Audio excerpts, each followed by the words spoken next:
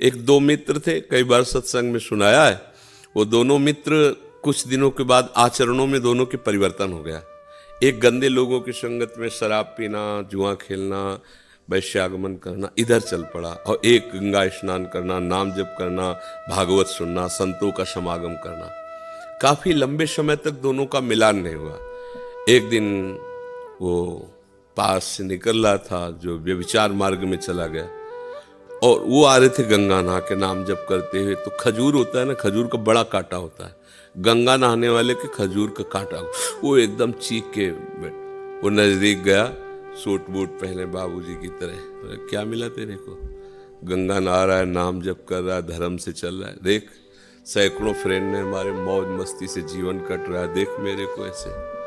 थोड़ी देर के लिए उसको लगा कि यार बातों से ही बचपन से गंगा नहा रहा हूँ, नाम जप कर रहा हूँ, सही ढंग से खाने को भी नहीं। देखो नंगे पैर गंगा नहाने गया था तो खजूर का कांटा ला, वो बूट पहने घूम रहा है।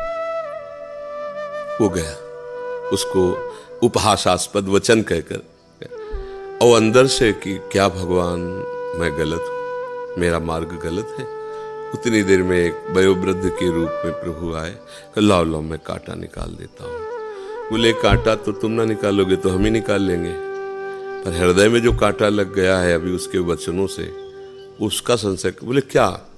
बोले वो मित्र हमारा, हम दोनों मित्र थे, हम सतमार्ग में आए, वो कुमार्ग में आए, उसका महल खड़ा है, सूट बूट से टहलता है, कभी उसको जुकाम भी नहीं हुआ, नंगे पैर चलता हूँ, खाने को भी नहीं, देखो अभी कांटा खजूर का लगा हुआ, गंगा नहा के आ रहा हूँ, कोई पाप कर्म नहीं, ये सब क्या है?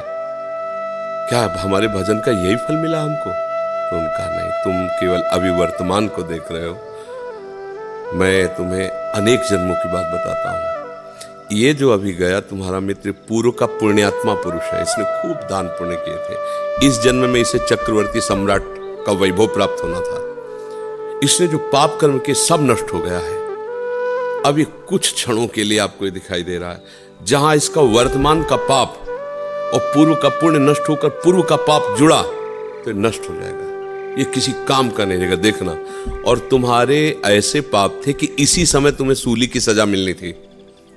पहले पुराने जमानों में सूली की सजा होती, भाले जैसे एक यंत्र में ऊपर से उसको लाके छोड़ा जाता था, गुदा द्वार में घुस के ऐसे, अब वो कितने घंटों में तड़प के मरे, बहुत कष्टप्रद मृत्यु।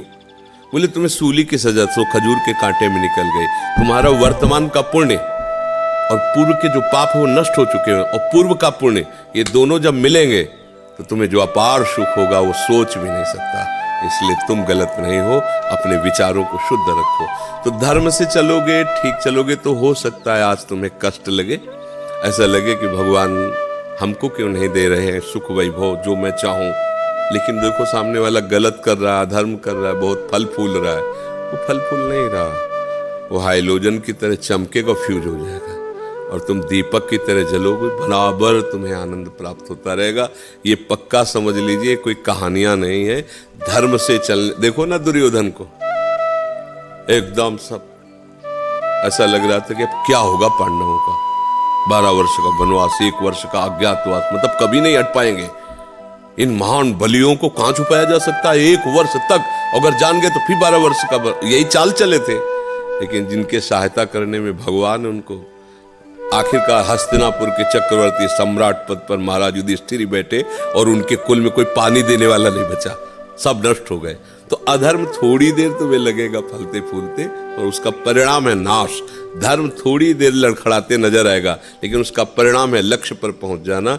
इसलिए अधर्म की तरफ गति मत बढ़ाओ, वर्तमान में बढ़ने की, उन्नति की बात मत देखो, भविष्य को देखो, तुम्हारा भविष्य मंगलमय होगा। बुद्धिमान पुरुष, विवेकी पुरुष भविष्य को देखते हैं, और जो मूर्ख होता है वो अभी को देखता है, अभी खाओ, अभी मौज लो, लेकिन आगे। बुद्धिमान है अभी हम खा रहे हैं, मौज ले रहे हैं, लेकिन आगे क्या होगा, इसका परिणाम क्या होगा। जो विवेकी वो परिणाम देखता है, जो अविवेकी वर्तमान में। तो इसलिए सावधान रहो, भगवान का आश्रय लो, और ये कभी मत सोचो कि भगवान नाराज होते हैं। वो जो भी प्रतिकूलता देते हैं हमारे मंगल के लिए देते हैं, हम समझ नहीं पाते। पूरी कर्नाटक से गुरुदेव आपके चरणों में दंडवत प्रणाम।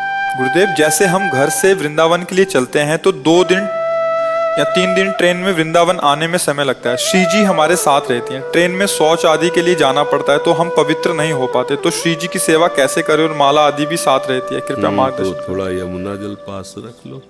यमुना जल सीसी में रखना ही चाहिए। जब श्री जी हैं तो यमुना जल गंगा जल जैसे पास रखा ना, तो शौच आदि गए थोड़ा ले आए। परिस्थिति के अनुसार पवित्रता का भी विधान है। वहाँ थोड़ी कि स्नान आदि, हाथ धो लिए, गंगा जल या यमुना जल आचमन किया, छिड़क लिया, अपने श्री जी को भोग लगाया, फिर शयन करा दिया, फिर 2-3 दिन की यात्रा ऐसे कर